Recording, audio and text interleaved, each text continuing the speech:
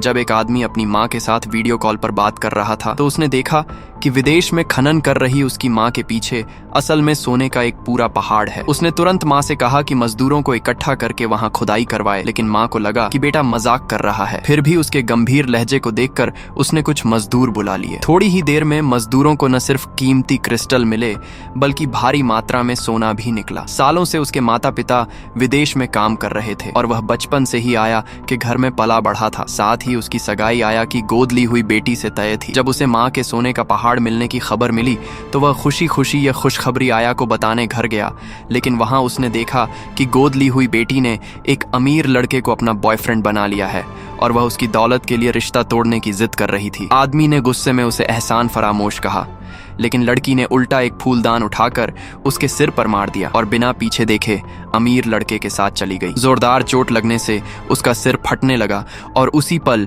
उसमें दिव्य दृष्टि यानी सब कुछ देखने की शक्ति जाग गई। संयोग से जमीन पर बिखरे फर्नीचर को देखते हुए उसे एक प्राचीन बुद्ध का सिर दिखाई दिया जिसकी कीमत करीब 50 लाख डॉलर थी। वह बुद्ध का सिर एक एंटीक शॉप में ले गया जहां दुकानदार ने देखते ही ऊंची कीमत लगाकर उसे खरीद लिया। पैसे मिलने के बाद उस आदमी ने सारी रकम आया को दे दी और घर में नए नए मिले सोने के पहाड़ के साथ मिलकर उन्होंने कई लग्जरी कारें और आलीशान विला खरीद ली। कुछ समय बाद गोद ली हुई बेटी ने आया को मेबैक कार से उतरते देखा और उसे गलत फहमी हो गई कि उसकी गोद लेने वाली माँ ने कोई अमीर प्रेमी पकड़ लिया है। उसी रात वह बेशर्मी से सुलह करने घर आ गई, लेकिन आया ने उससे कोई रिश्ता रखने से साफ इनकार कर दिया। जाते समय लड़की की नजर फिर उस मेबैक पर पड़ी और उसने समझ लिया कि वही उसकी माँ का नया पति है, तो उसने गाड़ी के नंबर से मालिक का संपर्क निकाला और सीधे उस आदमी को पापा कहकर अगले दिन अपनी सगाई में बुला लिया। संदेश देखकर आदमी को गुस्सा भी आया और हंसी भी, और उस लालची लड़की को सबक सिखाने के लिए